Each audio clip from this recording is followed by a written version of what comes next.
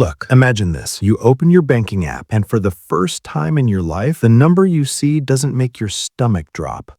You're not panicking before swiping your card. You're not doing mental math at the grocery store.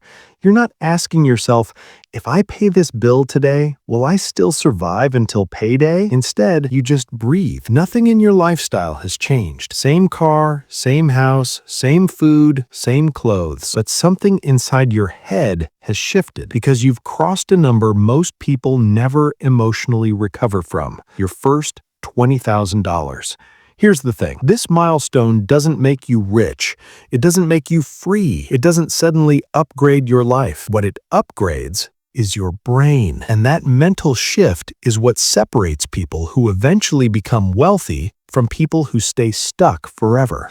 My name is Rowan, and I spend way too much time thinking about money, psychology, and why smart people still feel broke. If you're someone who works hard, tries to save, but still feels one unexpected expense away from stress, make sure to hit the subscribe button and give this video a thumbs up if this helps you out. Now, you might be thinking, Rowan, $20,000 isn't that much. That's like a car, a few months of rent, one medical bill in the US. And you're right, from a lifestyle perspective, $20,000 is not life-changing. But from a psychological perspective, it's one of the most powerful thresholds your brain will ever cross. Here's what most people don't realize. According to the Federal Reserve, over half of Americans can't cover a $1,000 emergency without going into debt. The median savings for people under 35 is under $5,000. Even across all age groups, the typical person has less than $10,000 in liquid savings. So when you hit $20,000, you're no longer living in one mistake away from disaster mode. You've entered what psychologists call the security threshold. And this is where it gets really interesting. Your brain evolved for survival, not investing. For most of human history, extra resources meant safety from hunger, danger, and exile. So when your savings are low, your nervous system stays in low-grade fight or flight. That's why being broke is so mentally exhausting, not because of the math, but because your brain thinks danger is always nearby. Every bill feels like a threat. Every delay feels risky. Every decision feels heavy. But when you cross that first $20,000, your brain finally says, we're not about to die. Not we're rich. Not we're free, just we're safe. And safety changes how you think. Let me show you with simple math. If your monthly expenses are $2,500, then $20,000 equals 8 months of survival. 8 months where you could lose your job, get sick, or make a mistake and still not spiral. That buffer doesn't buy you luxury, it buys you time. And time is the most powerful psychological asset on earth. This is why people with higher savings make better decisions even with the same income. They're not smarter. They're not more disciplined. They're just not operating under fear. Before $20,000, your brain says, don't lose what little you have.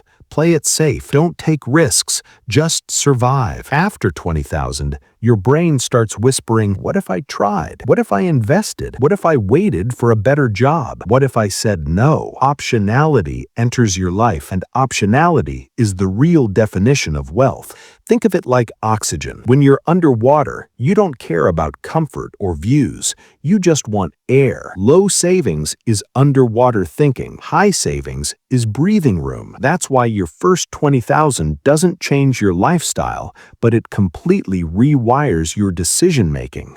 Two people can earn the same salary, have the same rent, drive the same car. One has $1,200 in savings, the other has $20,000. Same money, different brains. One panics and clings to security. The other negotiates, waits, invests, and experiments. Same income, different future. This is why your first $20,000 is a confidence milestone, not a lifestyle milestone.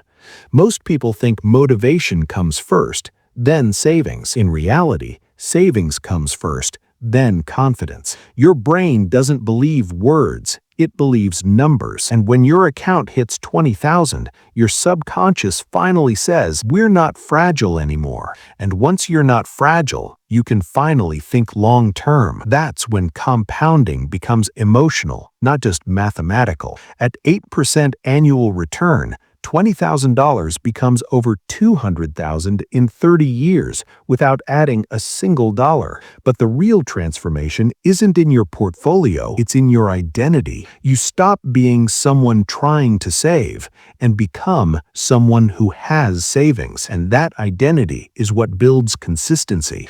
Every level feels impossible until it becomes normal. And here's the uncomfortable truth. Most people never reach 20,000, not because they can't, but because they stop believing it matters.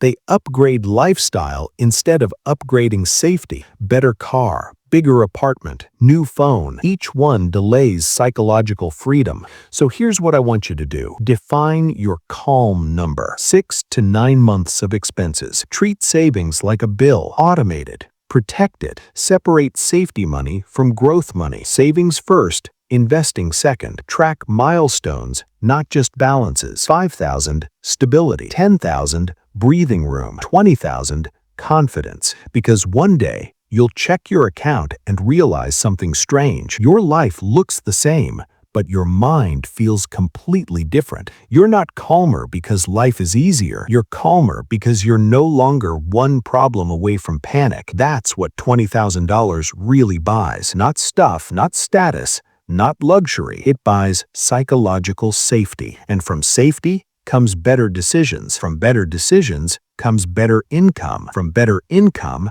comes real wealth. You're not chasing a number. You're building a nervous system that can finally relax. And once your brain is calm, your future gets a lot bigger.